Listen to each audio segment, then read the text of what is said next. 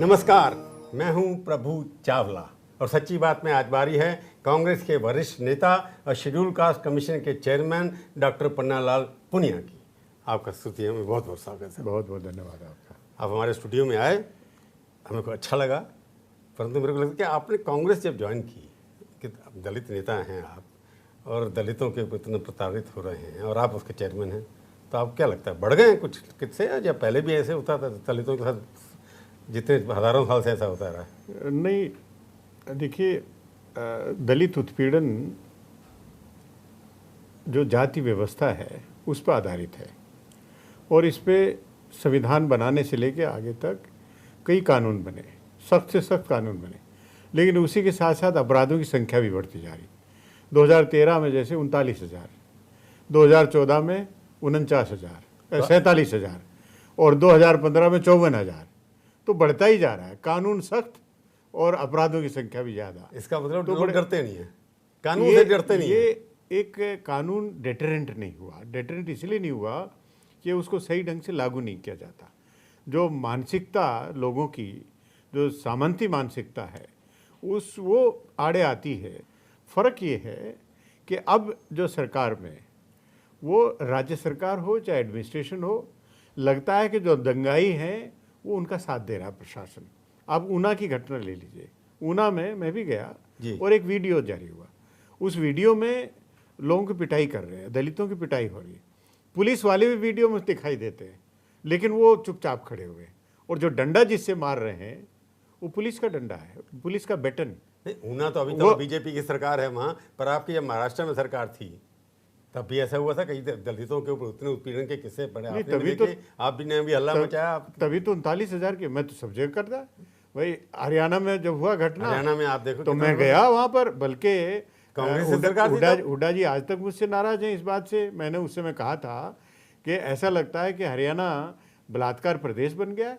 तो हमने तो कभी इस बात पे समझौता नहीं किया, चाहे वो कांग्रेस पार्टी की सरकार हो चाहे किसी भी तो सरकार आप हो। जो डॉक्टर पुनिया कह रहे हैं कि चाहे कोई सरकार हो, मानसिक स्थिति जो है, मानसिक सोचने का तरीका है, चाहे कांग्रेस हो, बीजेपी हो, मायावती जी हो, या AIDMK हो या DMK हो, सब दलितों के खिलाफ ही कोई काम नहीं करते। कानून बनाते हैं पर सिर्फ ऊपर ऊपर से। देखिए, मैं बताया कि घटना बहुत तेजी से अब बढ़ी है और भारतीय जनता पार्टी का जब से शासन आया है या जहाँ जहाँ भी सरकारें हैं, वो तो मनोवादी को रिप्रेजेंट करते हैं। वो उनको इसमें परहेज भी नहीं स्वीकार करने में। जो RSS से सरसंघ चालक हों या जो भी हों, वो हिंदुत्व को सबसे ऊपर करके रखते हैं। और इसीलिए यहाँ पर हमने जो नोटिस किया है, ख़ास जो बात नोटिस की है कि जो प्रशासन है, राज्य सरकार है, वो दलितों के साथ खड़ा हुआ नजर नहीं आता। वो जो उत्पीड़न करने वाले उनके साथ खड़ा हुआ नजर आता है। सरकार इसमें क्या कर सकती है? आप बताइए मेरे को। आप सरकार अगर मध्य प्रदेश में हुआ या यूपी में हुआ या हरियाणा में हुआ, जो आपके ज़माने में भी हुआ, तो उसके ऊपर सरकार, केंद्रीय सरकार का क्या रोल होता है? सरकार की मानसिकता देखी जाती है और जो मानसिकता के हिसाब से प्रशासन रिएक्ट करता है। अगर उनको ये हो, डेटरेंट आप कहते हैं नहीं, लेकिन ये हो, अगर ये हो कि राज्य सरकार इसमें बहुत सख्त कार्रवाई करेगी अगर दलित उत्पीड़न की घटना हो, सबसे ज्यादा रुक जाएगी। सबसे ज्यादा दलितों रुक जाएगी। सबसे ज्यादा आपके पास आंकड़े होंगे, सबसे ज्यादा दलितों के ऊपर अत्याचार उत्पीड़न कहाँ हो रहा है? देखिए, अब सच्ची बात है, दो चीज सच्ची बात है। अब और प्रभु के सामने तो कोई दूसरी बात कहने का सवाल ही नहीं है। आपके सब आंकड़े हैं 2015। मैं बता दूं, देखिए, उत्तर प्रदेश में शेड्यूल कास्ट की जनसंख्या ज्यादा है, परसेंटेज की बात मान लीजिए, सबसे ज्यादा यहाँ घटनाएं हैं। लेकिन मध्य प्रदेश अगर नंबर 1 1 लाख की जनसंख्या पर कितने अपराध हुए, उसको अगर देखा जाए, राजस्थान टॉप पे है। तो उसके बाद आंध्र प्रदेश है, फिर बिहार है, फिर मध्य प्रदेश है। मध्य प्रदेश की जो आप बात कर रहे हैं, जो बलात्कार की घटनाओं में, वो सबसे टॉप पे। देखिए, आंकड़ों पे आप जाइए, जरूर जाइए, वो एक आंकलन है। लेकिन मैं तो जगह जगह जाता हूँ। अब आप जब नागौर में राजस्थान में गया, जहाँ पर ट्रैक्टर से रौंद के मार दिया, मैं तीसरे दिन वहाँ पहुँचा। और DM SP तत्काल पहुँचना चाहिए, नहीं पहुँचना चाहिए, कानून भी है। लेकिन वो तीसरे दिन जब मैं पहुँचा, मेरे साथ पहली बार गए, उसके बाद गए नहीं, क्योंकि राज्य सरकार उसको महत्व प्रायोरिटी में नहीं रखती है। और जो वर्ग ने उत्पीड़न किया था वो प्रिय है सरकार के। तो डॉक्टर साहब इसलिए इसलिए कहना ये है कि आपका कमीशन भी टूथलेस जिसे बोलते हैं, टाइगर है। आप जाके दिखाते हैं, रिपोर्ट दे देते हैं, उसके बाद पुलिस वाले भी आप कह रहे हैं जैसे आप कह जाते नहीं, हर प्रदेश में ये सुनने को आ रहा है। हमारा रोल मैंडेट वो संविधान के अंतर्गत है और हमारी जितने भी फाइंडिंग्स हैं वो रिकमेंडेटरी नेचर है और हमारा ही नहीं, संविधान में जिसे चीफ जस्टिस ऑफ इंडिया जिसके अध्यक्ष बनते हैं आमतौर से NHRC, national human rights commission, उनकी भी फाइंडिंग रिकमेंडेटरी, सब रिकमेंडेटरी, लेकिन वहां जाइए और उसको हाईलाइट होता है, प्रेशर पड़ता है और बाध्य होकर उनको कार्रवाई भी करनी पड़ती है। उसके बाद नागौर में जब हम गए उसके बाद कार्रवाई हुई कि नहीं हुई? प्रशासन भी, डीएम और एसपी पहुंचे कि नहीं पहुंचे? अगर मैं नहीं पहुंचता तो वो नहीं जाते। नहीं, पर जो बात आपको लगता नहीं कि दलितों के साथ उत्पीड़न कम ना होने का कारण ये भी हो सकता है कि दलितों के पास सिर्फ ऑर्नामेंटल दिखाने के लिए पद हैं, पावर नहीं है। देखिए, एक डर नहीं है। एक बात समझ लीजिए कि कानून है जिसमें इन्वेस्टिगेशन जल्दी से हो, ट्रायल जल्दी से हो। अगर 6 महीने में फैसला होने लग जाए, जो कि अब संविधान संशोधन एक्ट में संशोधन हुआ है, उसके बाद ये व्यवस्था की है कि 30 दिन के अंदर इन्वेस्टिगेशन पूरा होना चाहिए, ट्रायल 60 दिन में पूरा होना चाहिए, अगर अपील भी होती है वो भी 60 दिन में पूरी होनी चाहिए। तो ये नहीं, अगर ये होता है तो फिर चार्जशीट फाइल करने वाले उसके बाद अगर जल्दी होता है तो कन्विक्शन रेट ज़्यादा होगा। अगर कन्विक्शन रेट ज़्यादा होगा तो वो डेटरेंट बनेगा। इन्वेस्टिगेशन अगर ठीक होगी तभी ना आगे इन्वेस्टिगेशन, चार्जशीट से पहले इन्वेस्टिगेशन विटनेस से ठीक होंगी। मैं जो सवाल बेसिक पूछा था कि दलितों को जहां अच्छे पद होने चाहिए, जिनके हाथ में कानून बदलने, आपको तो ऑर्नामेंटल पे पोस्ट दे दी, चलिए आप खुश होकर बैठ गए। नहीं, उसके बाद दलितों में मुख्य रूप से तो एसओ है, थाने का इंचार्ज है, उस पे होना चाहिए, उसमें उसको तो सब पावर है। नहीं, उसमें तो सब पावर है। हाँ, बिल्कुल है उसके पास। उस पे कार्रवाई होनी चाहिए। जो जज हैं, इन्वेस्टिगेशन करने वाले डिप्टी एसपी हैं, जज हैं, उनको तो पावर है। नहीं, आप लोगों की रिजर्वेशन इतनी, वो इसलिए कहना कि सब बेकार है, बेकार नहीं है। 70 साल के रिजर्वेशन के बाद भी आपके पास जो पोस्टों पे जहाँ पर क्राइम होता है वहाँ पर आपके पास कुछ नहीं है, तो आपको लगता नहीं, एक मानना ये भी है कि आपको उन पदों से वंचित रखा गया है जहाँ पर आप एक्शन ले सकते हैं। इसमें कितनी सच्चाई है? देखिए, जो रिजर्वेशन का परसेंटेज है उससे ये गारंटी नहीं होती है कि उन अधिकारियों को सेंसिटिव प्लेसेस पे पोस्ट कर दिया जाए। होना चाहिए कि नहीं होना चाहिए। जो पहले आदेश थे, भाई उत्तर प्रदेश में ही देख लीजिए, पहले ये था कि भाई 20% शेड्यूल कास्ट के एसओ होने चाहिए, क्योंकि जनसंख्या है उसके हिसाब से होना चाहिए, बाकी का भी। अब वो एक भी नहीं नजर आता, कहीं भी किसी जिले में चले जाइए एक भी नहीं है, वो कहाँ भेज दिए गए? नहीं, बाकी आपकी सरकारों में है क्या? जहाँ आपकी सरकारें वहाँ हैं कि नहीं? सब है, सब जगह नहीं, 20% ऐसे सब जगह। हाँ, नहीं, उनकी हरियाणा में तो थे नहीं। हरियाणा में 17% है पॉपुलेशन, तो उतना है। ऐसे तो नहीं थे, उतना था, तो नहीं थे ना। बिल्कुल होता था, बिल्कुल होता था। सवाल ये, मैं आपकी यूपी की तरफ आता हूँ। अब आप डॉक्टर पूनिया हैं, 2 बार लोकसभा शायद जीते हैं आप चुनाव, राज्यसभा के सदस्य रहे हैं आप, राज्यसभा सदस्य हूँ। हाँ, अभी हैं आप, 2020 तक आप सदस्य हैं। तो डॉक्टर पूनिया जैसे आदमी को कांग्रेस का अध्यक्ष नहीं बनाते भाई? दलितों की पॉपुलेशन थी है वहाँ पर, और दलित पढ़े लिखे दलित हैं आप, तो जिन्होंने काम सरकार में भी काम किया है, राजनीति में भी काम किया है, तो आपको सिर्फ क्या बना दिया?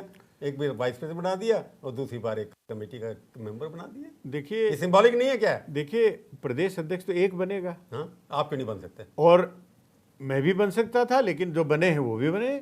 लेकिन एक चीज देख ली, पिछले 20 सालों में मुझे जो सम्मान दिया पिछले 6 साल से, मैं 3 साल का टर्म हुआ, फिर दूसरा टर्म दे दिया, अब अक्टूबर में खत्म होगा, chairman national commission for schedule caste बनाया। हाँ, और जगह लोकसभा का चुनाव हारा, 6 महीने पूरे नहीं हुए थे, हमको उठा के राज्यसभा में भेज दिया। नहीं, वो तो क्या ये कम सम्मान है? नहीं, सम्मान है। क्या मेरा समाज देखता नहीं है? दलित जब देख रहा है। जब आपको चेयरमैन बनाया 3 साल पहले बनाया था, तब आपको मंत्री भी तो बना सकते थे केंद्र में। नहीं, लेकिन ये सेक्रेटरी लेवल की पोस्ट है, फिर आपने एमओएस दे दिया जाता था। देखिए, एमओएस बन के बैठ जाते। अब मैंने तो पूरे हिंदुस्तान भर में दलितों की आवाज को उठाया, बुलंद किया है, तो वो अवसर कहाँ मिलता? मंत्री, बाबा साहब केंद्रीय मंत्री होकर बाबा के- साहब डॉक्टर भीमराव अंबेडकर ने ये व्यवस्था की थी, ये कमीशन की, तो मैं तो समझता हूँ कि बाबा साहब का एक झंडा उठाने के लिए मुझे आप मौका मिला, कांग्रेस के बड़े मौका लाल मिला, वर्कर बहुत हैं। बड़ी बात। आपको लगता है कि मेरे को याद नहीं कब लास्ट दलित जो प्रेसिडेंट था कांग्रेस पार्टी का, धर्मवीर के अलावा उसके बाद कौन बना मेरे को याद नहीं। महावीर प्रसाद जी थे, सुखदेव प्रसाद जी थे। सुखदेव प्रसाद जी, ये उनके दोनों तीनों के बाद बने। हाँ। पिछले 20 सालों में के अंदर तो मेरे को कोई नजर सुनाई नहीं दिया। आप याद करिए, आपको याद हो 20 साल के अंदर ये जो हालत आपकी हुई है कि कांग्रेस पार्टी 25 सीटों से 30 सीटों के नीचे निपट जाती है, दलितों को आपने धक्का दे के भगा दिया, इसलिए मायावती खड़ी होगी। आप तुम्हारे हैं नहीं नहीं, ऐसा नहीं है। देखिए, जो बहुजन समाज पार्टी खड़ी हुई बात बता रहे हैं, वो लोगों को गुमराह करके वो यहाँ पर आप तो अंदर के हैं। लेकिन हमें बता दें कि दलितों के लिए आज तक अगर कुछ हुआ है उनको आगे बढ़ाने के, उनके सशक्तिकरण, कांग्रेस पार्टी के अलावा किसने किया है? मायावती ने वोट जरूर लिया, लेकिन उसके बाद नोटों की बात करती है, फिर उनके हित की बात नहीं होती। मैं मायावती के बाद में बात पूछूंगा आपसे, पर ये सवाल ये है कि आपके साथ दलित जोड़, कांग्रेस के साथ दलित होता था, माइनॉरिटी के लोग होते थे, उच्चवादी के होते, एक अम्ब्रेला पार्टी थी जिसके नीचे सारे आ जाते थे। पिछले 26-27 साल से आप कांग्रेस, यूपी कांग्रेस से वहाँ से बाहर है और आगे आने के चांस कोई दिखाई देते नहीं, जिस तरह से ओपिनियन पोल आ रहे हैं। मैं अपनी बात नहीं कह रहा। तो आपको लगता नहीं कि दलित और माइनॉरिटी दोनों आपको छोड़ के चले गए हैं, जिनके प्रति जिनको आपने सत्ता में आने के भागीदारी बनाया नहीं? देखिए, ऐसा नहीं है। उत्तर प्रदेश की परिस्थितियां कुछ ऐसी बनी कि कुछ लोग हमसे अलग हो गए, जिसकी आज स्थिति हुई। लेकिन पूरे हिंदुस्तान भर में दलित हमारे साथ में वोट देता है, माइनॉरिटीज हमारे साथ देती है। यहाँ पर भी पिछले चुनाव को देख लीजिए, 2009 के चुनाव को देख लीजिए, 2009 के चुनाव। हम तो आपके प्रोग्राम में सच्ची बात करते हैं। सच्ची बात यह है कि यूपी के अंदर 73 सीटें हैं, जिसमें जितनी भी रिजर्व सीटें हैं शेड्यूल कास्ट की, सारी की सारी भारतीय जनता पार्टी के झोले में चली गई। कैसे चली गई? जब तक वोट नहीं देगा, हमको बता दीजिए रिजर्व सीटों पे, राजस्थान में सारी की सारी आप हमको बता दीजिए, रिजर्व सीटों में आप समझते हैं कि वो दलित वोटों की वजह से जीतते हैं? दलित जहां वो कैंडिडेट सब दलित होते हैं, दलित वोट बंटता है और जीतता है। जहां डोमिनेंट कास्ट है, अपर कास्ट जो सपोर्ट करता है, वो जीत जाता है। आपकी स्ट्रेटजी भी वो हो जीतता सकती है ना, फिर आप वो जीतता है। आप भी तो इसलिए ये कहना कि दलित साथ हैं इसलिए वो ज्यादा दलित सांसद बने और एमएलए बने, ये बिल्कुल सही नहीं है। नहीं, फिर वो जो स्ट्रेटजी जो उनको आती है, तो कांग्रेस भूल गई वो स्ट्रेटजी, किस तरह से कैंडिडेट चुनने हैं। इसका मतलब आपकी कैंडिडेट चुनने में गलती है या आपकी पार्टी की विश्वसनीयता खत्म हो गई है? आप 2014 का चुनाव देखिए, ऐसा चुनाव ना हुआ ना कभी होगा। किस तरह से लोगों में राजीव गांधी के ज़माने में भी हुआ था। आज देखिए किस तरीके से लोगों को गुमराह किया गया। नहीं तो अब 2019 में पता लगेगा, हर आदमी आज सोच रहा है कि 15 लाख कब मेरे अकाउंट में आएगा। हर आदमी सोच रहा है, इंतजार कर रहा है। आपके पास मौका है ये कहने का, ये बात ठीक है, पर 2019 में पता लगेगा क्या होता है, या 2017 में पता लग जाएगा? 2017 में कांग्रेस पार्टी की सरकार उत्तर प्रदेश में बनेगी। आप कहना कि हम सरकार बनाएंगे। सवाल ये कि आपने, मैंने पहले कहा, दलित भी छोड़ गए, माइनॉरिटी भी छोड़ गए, और आप तो अंदर के आदमी हैं। आपने मायावती के सेक्रेटरी रहे, आप जब बीजेपी और मायावती का संगठन था तब भी आप थे, तो बीजेपी किस तरह से काम करती है आपको अंदर से पता होगा। मुलायम सिंह के साथ भी रहे, तो आपको लगता है इन तीनों के अंदर शातिर कौन है?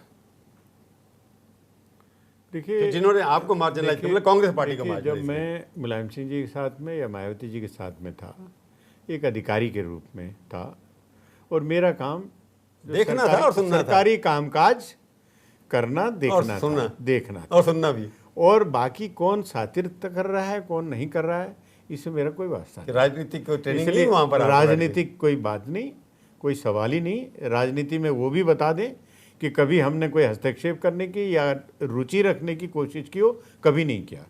और इसीलिए उनका प्रशासन उनके वो ठीक रखता था, बाकी उतने तक ही। पर रीजनल पार्टी क्यों मजबूत हो गई वहाँ दोनों की दोनों?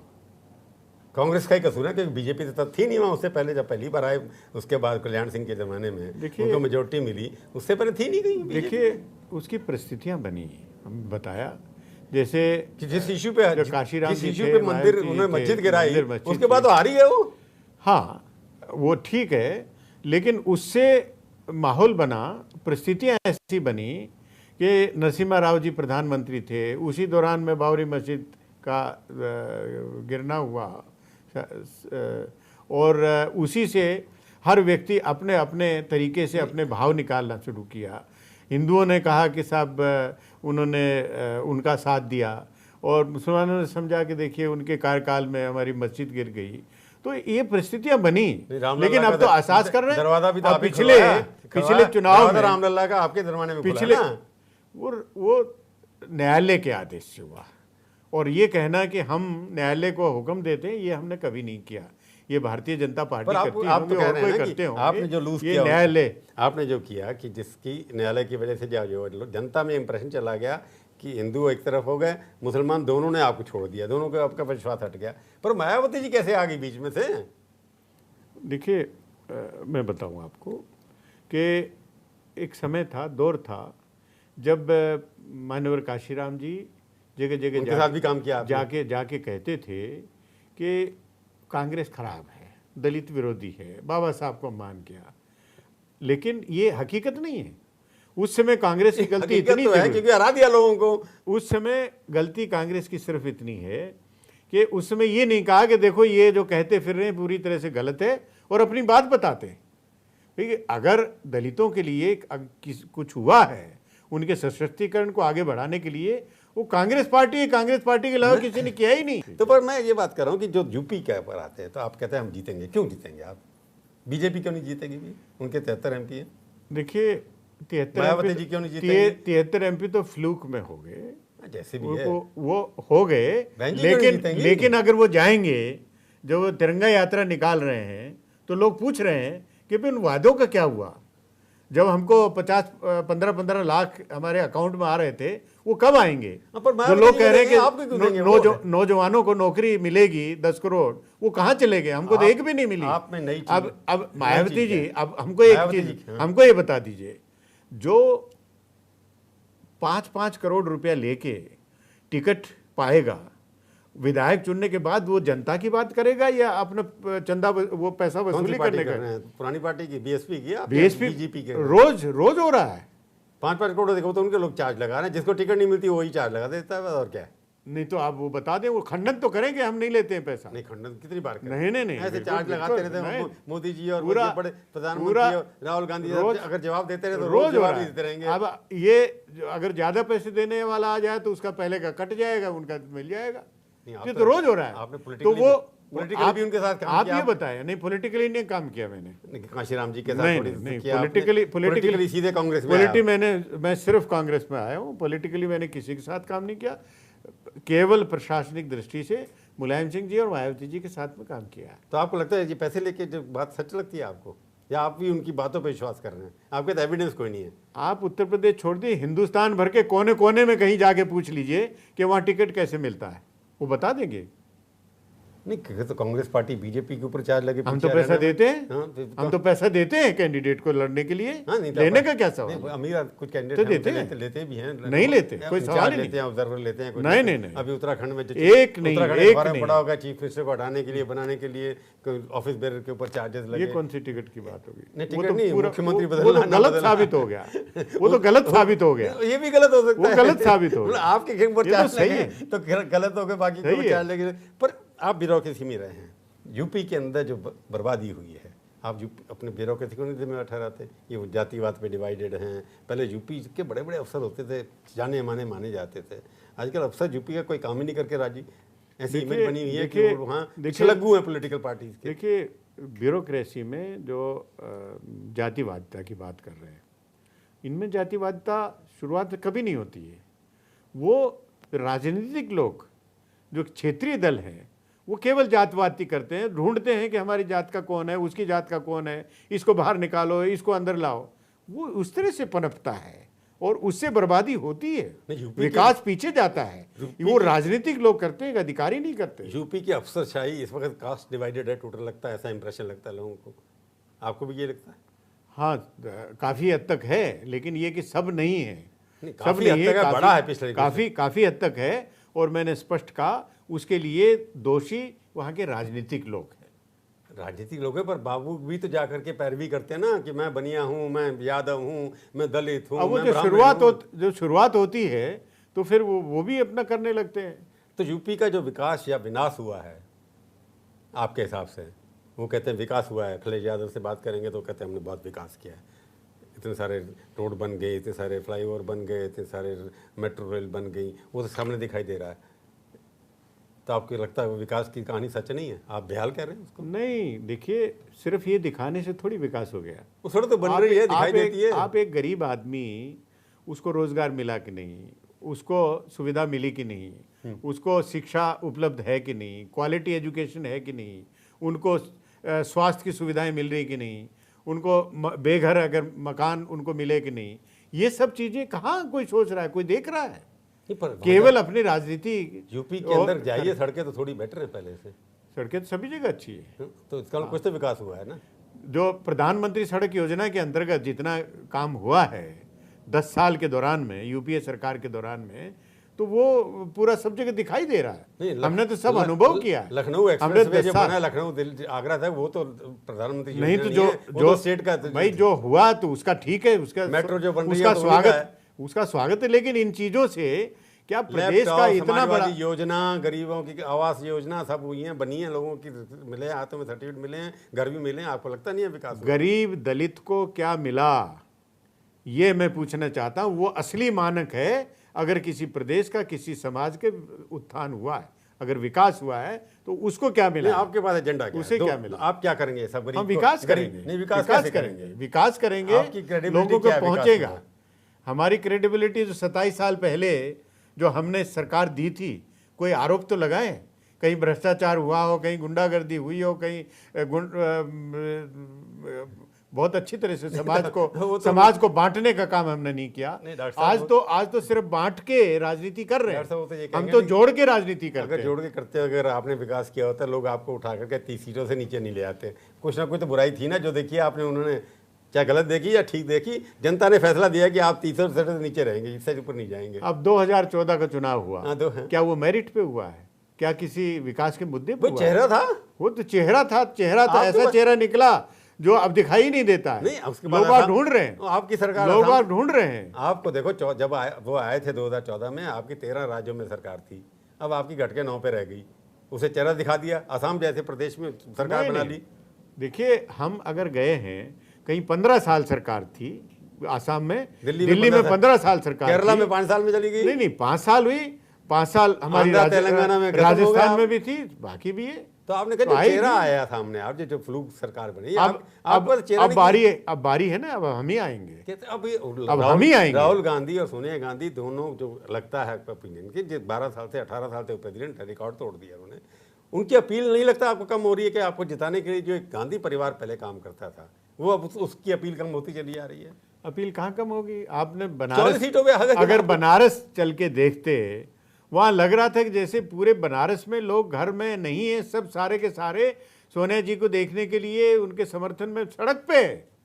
वो दिखाई नहीं दिया। जब वो एक अद्भुत नेतृत्व क्षमता है, लोग आते हैं जब वोट पढ़ते हैं। राहुल गांधी गए थे लखनऊ में, देखिए पिछले चुनाव की बात छोड़ दीजिए, 2014, अब 2019 में 2014 कभी रिपीट नहीं हो सकता।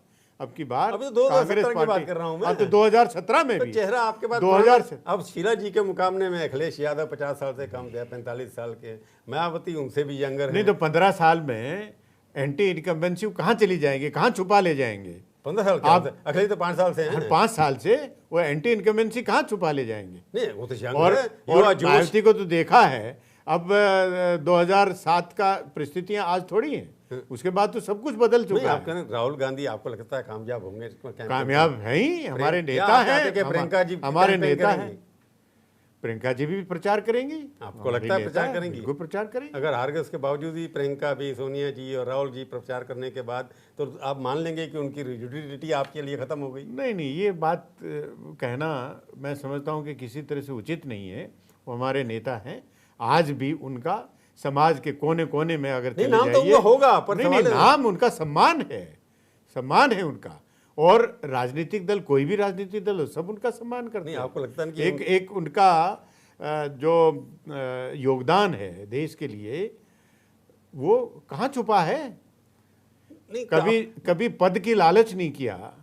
चाहे राहुल जी हों, वो भी बन सकते थे, प्रधानमंत्री बन सकते थे, डॉक्टर मनमोहन सिंह जी ने तो खुद कहा कि वो आए और करें, और सोनिया जी ने वैसे ही उनको बनाया, तो त्याग की भावना। सोनिया जी ने खुद त्यागा, मतलब गांधी परिवार सोनिया जी ने प्रधानमंत्री का पद चुनने के बाद उन्होंने त्यागा, और राहुल जी ने मना किया, मना किया, मंत्री बनने से भाई मना कर दिए। 1979 के बाद गांधी परिवार का कोई सदस्य किसी पद पे रहा है, सरकारी पद नहीं, पे? कांग्रेस के अलावा किसी के पद पे नहीं रहा। नहीं, वही सरकारी पद वो की रहते बात नहीं, कर क्योंकि रहा जब तक हूं, नंबर सरकारी वन पद की बात कर रहा लोगों का ये, जब तक गांधी परिवार का व्यक्ति नंबर 1 नहीं होगा सरकार में, वो नहीं रहेंगे। हूं। सरकारी नंबर 1 पे होना नंबर 1 चाहिए, जहां मेजोरिटी उनके नहीं, हाथ में होना है। चाहिए, उस होना चाहिए। एलाइज के साथ नहीं काम करते, होना चाहिए, वो तो ठीक बात है। जब आप नंबर 1 पार्टी बनेंगे तभी आप होंगे ना, हाँ, तो बनेंगे, मेजोरिटी की पार्टी नंबर वन बनेंगे। पार्टी भी आएंगे, तो आपका majority में भरोसा अभी आएंगे। भी गांधी परिवार पे है? वो तो है, पूरा हमारे नेतृत्व है और वही हमारे सर्वे सर्वा है, तो आप पार्टी उन्हीं के साथ यूपी है, का चुनाव भी उन्हीं के गांधी के नाम पर लड़ेंगे आप? गांधी पार्टी के नाम से लड़ेंगे। नहीं, कांग्रेस और गांधी में फर्क नहीं ना। नहीं नहीं नहीं, बिल्कुल बिना गांधी कांग्रेस का आप इमेजिन कर सकते हैं क्या आप?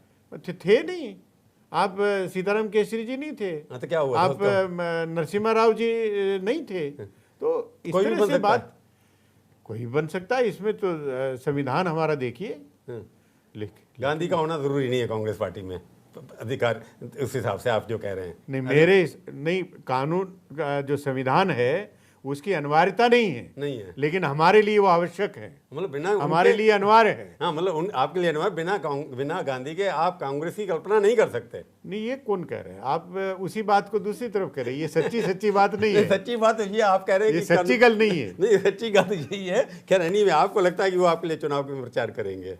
बिल्कुल प्रचार करें। चलिए देखते हैं आपका क्या रिजल्ट आया। हमारे स्टूडियो में आए, बहुत बहुत धन्यवाद। बहुत बहुत धन्यवाद। तो ये थी आज की सच्ची बात। सच्ची बात का ये कार्यक्रम आपको कैसा लगा? आप अपनी राय हमें ईमेल के जरिए भी भेज सकते हैं। अगले हफ्ते आएगी बारी किसी और हस्ती की, और उनसे करेंगे हम सच्ची बात इसी समय इसी चैनल पर। तब तक के लिए प्रभु चावला का नमस्कार और जय हिंद।